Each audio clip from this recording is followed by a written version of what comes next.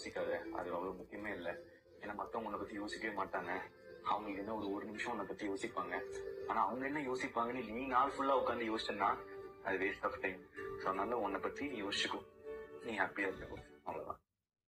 நான் கஷ்டப்பட்டேன், என் புள்ள கஷ்டப்படக்கூடாதுன்னு நினைச்சிடாதீங்க. கஷ்டப்பட்டாதான் வாழ்க்கையில முன்னுக்கு வர முடியும். அதனால நீங்க பட்ட கஷ்டத்தை தயவு செஞ்சு குழந்தைங்களுக்கு சொல்லி கொடுங்க. அவன் கஷ்டமே படக்கூடாதுன்னு சொல்லி ஐபோன் வாங்கி கொடுக்கறது, அவன் கஷ்டமே படக்கூடாதுன்னு சொல்லி அவனுக்கு தேவையானதெல்லாம் வாங்கி கொடுத்து கெடுத்துறாதீங்க. நீங்க என்ன கஷ்டப்பட்டீங்கன்னு தயவு செஞ்சு சொல்லுங்க. எங்க அப்பா எங்க கிட்ட ஒவ்வொரு நாளும் சொல்லியிருப்பாரு, அநேகமா விஸ்வநாதன் சாரும் சொல்லியிருப்பாரு, டே நான்லாம் 7 கிலோமீட்டர் நடந்து போய் படிச்சேன். அப்பா இதே கதை எத்தனை தடவைப்பா சொல்லியிருப்பான்னு இவங்களும் நினைச்சிருப்பாங்க. ஆனா அந்த கதை அன்னைக்கு போர் அடிக்கும். ஆனா வளர்ந்து வந்ததுக்கு அப்புறமா நிறைய எத்தனை சாமி வந்ததையா, இது எந்தெந்த சாமி தந்ததையா,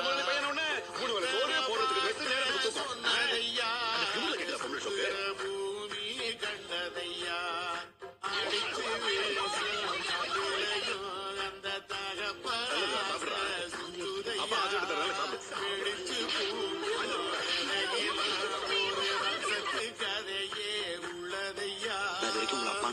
நம்ம மனசுக்கு ரொம்பவும் பிடிச்சவங்க கூட ட்ரெயின்ல அப்படியே போகும்போது அப்ப திடீர்னு டிடிஆர் வந்து நீ அடுத்த ஸ்டேஷன்ல இறங்கிடணும், அது வரைக்கும் தான் டிக்கெட் இருக்குன்னு சொல்றாரு.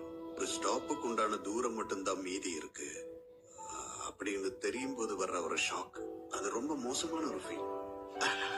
அதுக்கிடையில இன்னொருத்தரையும் எதுக்கு கூட சேர்த்துக்கிட்டு எனக்கு அந்த மாதிரி எந்த பிளானும் இல்லை, ஹெல்த்தியா வாழணும்.